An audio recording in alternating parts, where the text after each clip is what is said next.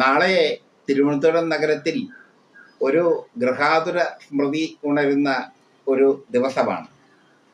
കാലം പിന്നോട്ട് പോകുന്ന ഒരു ദിവസം. എസ് എം ബി സ്കൂൾ, തിരുവനന്തപുരത്തെ അഭിമാനമായ എസ് എം ബി സ്കൂൾ, അവിടുത്തെ പൂർവ്വ വിദ്യാർത്ഥികൾ കൂട്ടായ്മ ചേരുന്നു. അവർ കുടുംബ സംഗമം നടത്തുന്നു. അതിനവർ ഇട്ടേക്കുന്ന പേര് തന്നെ വളരെ രസകരമാണ് കേട്ടോ. കൊതിയൂറും ഓർമ്മകളെന്നാണ് അവർ അതിനിട്ടേക്കുന്ന പേര്. എൻ്റെ സുഹൃത്തും കരാട്ടെ രംഗത്തെ അധികായനുമായ BV വിനോദ് കുമാറാണ് വിളിച്ചു പറഞ്ഞത്. ഇങ്ങനെ ഒരു സംഭവം ഞങ്ങൾ SMB സ്കൂളിൽ സംഘടിപ്പിക്കുന്നുണ്ട്. അതിനിട്ടേക്കുന്ന കാലം പിന്നോട്ട് പോകുന്നു. അതിനവരിട്ടേക്കുന്നത് ഈ ക്ലോക്ക് പിന്നോട്ട് പോകുന്ന ഒരു രീതിയാണ്. എന്തായാലും നാളെ SMB സ്കൂളിൽ ഇങ്ങനെ അവരുടെ ഒരു കാലത്ത് പഠിച്ചിരുന്നവരെന്നാൽ സതീർത്ഥ്യരുടെ കുടുംബ സംഗമം നടക്കുന്നു. ഉദ്ഘാടനം മന്ത്രി GR അനിലേട്ടൻ അവിടെ പഠിച്ചിട്ടുണ്ടോ എന്നുള്ള എനിക്കറിയില്ല. എന്നാലും അനിലേട്ടനാണ് അതിൻ്റെ ഉദ്ഘാടനം നിർവഹിക്കുന്നത്. ഇങ്ങനെയുള്ള ചെറിയ ചെറിയ കാര്യങ്ങൾ പൊളിറ്റിക്സ് കേരളയ്ക്ക് വിഷയമാകാറുണ്ട്. പഴയ കാര്യങ്ങൾ, പഴയ ഓർമ്മകൾ ഒക്കെ ഉണരുന്ന നിമിഷങ്ങൾ. ആ ഉണരുന്ന നിമിഷങ്ങളിൽ എന്തൊക്കെ മാറ്റങ്ങൾ സംഭവിച്ചിരിക്കും പഴയ സതീർത്ഥ്യർക്ക്, അതൊക്കെ തിരിച്ചറിയാൻ പറ്റുന്ന ഒരു സന്ദർഭം കൂടിയാണത്.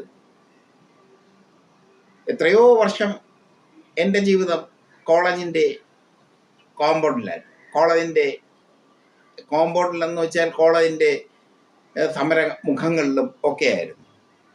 പക്ഷേ വർഷങ്ങൾക്ക് ശേഷം ഞങ്ങൾ MA വിദ്യാർത്ഥികൾ, MG കോളേജിലെ MA വിദ്യാർത്ഥികൾ ഒരുമിച്ച് ചേർന്നപ്പോൾ ഞങ്ങളുടെ മാറ്റങ്ങൾ, ഞങ്ങളുടെ ജീവിത പരാജയങ്ങൾ, ഞങ്ങളുടെ ജീവിത വിജയങ്ങൾ ഒക്കെ ഞങ്ങൾ പങ്കുവച്ചു.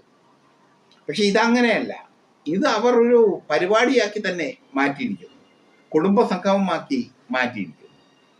SMB സ്കൂൾ എന്നാൽ ഒരു കാലത്ത് തിരുവനന്തപുരത്തിൻ്റെ അഭിമാനമായ സർക്കാർ സ്കൂളായിരുന്നു. പറയാതെ വയ്യ, തിരുവനന്തപുരത്തിൻ്റെ അഭിമാനമായ സർക്കാർ സ്കൂളായിരുന്നു SMB സ്കൂൾ. SMB സ്കൂളിൽ പഠിക്കുക എന്നുള്ളത് ഒരു വിദ്യാർത്ഥിയുടെ അല്ലെങ്കിൽ ഒരു രക്ഷിതാവിൻ്റെ ആവശ്യമായിരുന്നു. ഒരു രക്ഷിതാവിനെ സംബന്ധിച്ചിടത്തോളം തൻ്റെ മകൻ SMB സ്കൂളിൽ പഠിക്കുക എന്നുള്ളത് അദ്ദേഹത്തിൻ്റെ ഒരു അഭിമാനമായി. SMB സ്കൂളാണ് ഇടതുപക്ഷ വിദ്യാർത്ഥി പ്രസ്ഥാനങ്ങൾക്ക് ശക്തി പകർന്നത്. ഒരു കാലത്ത് കേരളത്തിൽ ഏറ്റവും കൂടുതൽ വിദ്യാർത്ഥികൾ പഠിച്ചിരുന്നത് SMB സ്കൂളാണ്. എനിക്ക് തോന്നുന്നു ഇന്ത്യയിലും ഏറ്റവും കൂടുതൽ വിദ്യാർത്ഥികൾ പഠിച്ചിരുന്നത് SMB സ്കൂളാണെന്നാണ് തോന്നുന്നത്. ഞാനൊക്കെ പേട്ട സ്കൂളിൽ പഠിച്ച വ്യക്തിയാണ്. പക്ഷേ SMB സ്കൂൾ അങ്ങനെയല്ല.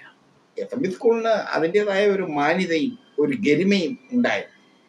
അന്നത്തെ കാലം ഒരിക്കൽ കൂടെ നാളെ അയവിറക്കിയാണ് അവിടുത്തെ വിദ്യാർത്ഥികൾ, കൊതിയൂറും ഓർമ്മകളുമായി.